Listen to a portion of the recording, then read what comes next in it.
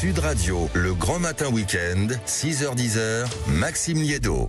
Il est 7h14 sur Sud Radio et près de chez vous ce matin, on va parler, vous savez, des légumes qui parfois font recette justement quand ils sont transformés en soupe. Encore faut-il qu'on les achète et figurez-vous qu'ils, pour la plupart, ils connaissent une période de crise. Bonjour Marc Kerangueven. Oui, bonjour. Merci beaucoup d'être avec nous ce matin. Vous êtes le président du Cérafel, qui est une association d'organisation de producteurs. Et vous, personnellement, vous êtes également producteur de chou-fleur. On parle donc d'une crise inédite de ces fameux légumes d'hiver. Donc, quel est le problème, Houston ? Alors, elle est inédite parce qu'elle concerne l'ensemble des produits de saison.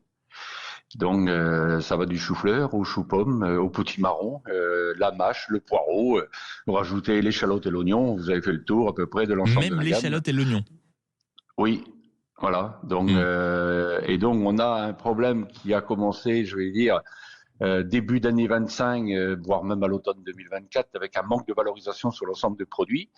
Depuis tout ça, l'année se passe et puis novembre est arrivé avec, je vais dire, des températures extrêmement douces. Alors c'est ça que j'allais vous poser comme question, Marc Kerangueven. C'est-à-dire que quand on voit par exemple les chiffres, 30% des légumes mis en vente par exemple sont restés invendus la semaine dernière. Est-ce que peut-être ce surplus de stock sur certaines étals s'explique en grande partie par des raisons climatiques ? Oui, bien sûr. Bien sûr, les 30% que vous indiquez là, c'était mardi de la semaine dernière. Hein. C'est pour ça que on a déclenché un appel à l'aide aux consommateurs. Tout simplement, oui, des températures extrêmement douces pour la saison. Donc je vous dis, 16 degrés certains matins, c'est exceptionnel pour la saison et c'est exceptionnel chez nous. D'habitude, on doit être entre 8 et 10 degrés. Voilà. Et c'est donc, même la période, généralement, on fait des reportages sur les chaînes info et sur toutes les radios pour expliquer que vous devez faire face à une crise du gel. Normalement, c'est plutôt ça la tendance. Alors, moins en Bretagne, moins chez nous, oui. Parce que c'est pour ça qu'on cultive ce genre de produit chou-fleur, parce qu'il est très sensible au froid et au gel.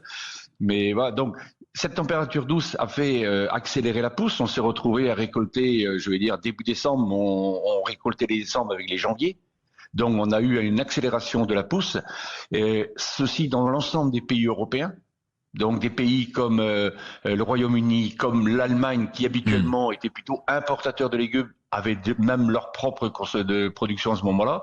Donc une production qui était en forte augmentation, en volumétrie, et face à ça, un consommateur, lui, pas à cause de cette température douce, n'avait pas encore switché, comme on dit, vers les produits d'hiver dans la consommation, et on notait une baisse de consommation de 8%. Donc une production qui augmente et une consommation qui n'était pas là ou qui n'est toujours pas présente. Est-ce qu'il ne faut pas aussi ajouter à ça le vrai problème de fond, qui est la concurrence de certains pays européens ? Vous évoquiez à l'instant l'Allemagne et le Royaume-Uni, mais en me renseignant aussi sur le sujet, je m'aperçois que l'Espagne, par exemple, et l'Italie ont également connu des conditions météorologiques favorables et donc ont permis d'inonder le marché français avec des prix encore plus bas. C'est-à-dire qu'il y a ceux qui ont pu, on va dire, ne pas importer des produits français parce qu'ils ont connu des phénomènes météorologiques un peu comparables aux nôtres, c'est-à-dire avec des températures plus douces, mais on a aussi ceux qui en ont profité pour inonder le marché français en cassant les prix, non ?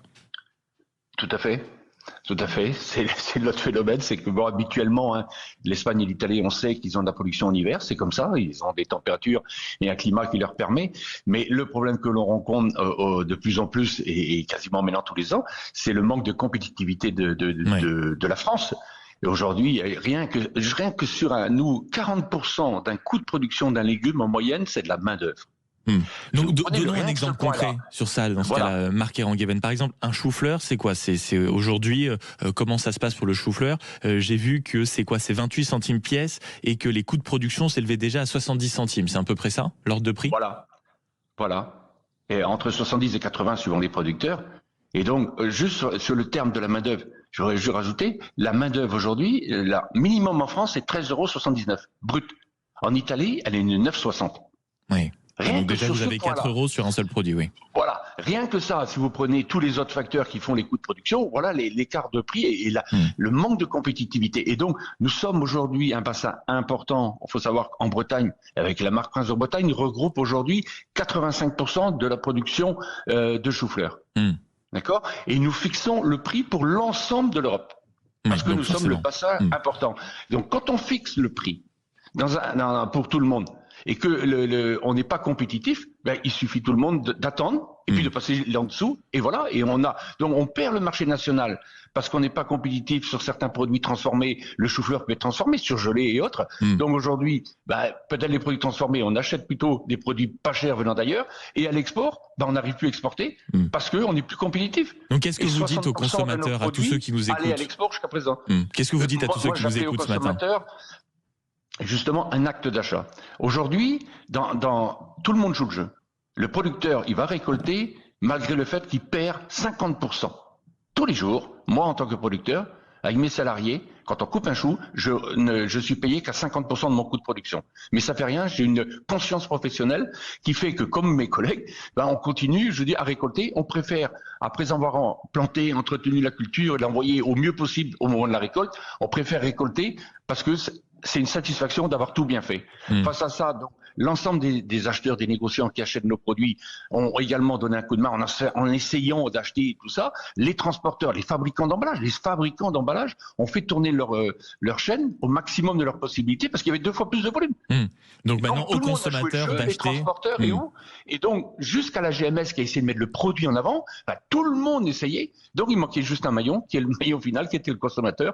Et je voulais juste alerter le consommateur qu'à travers un acte d'achat, eh ben, il pouvait sauver la filière.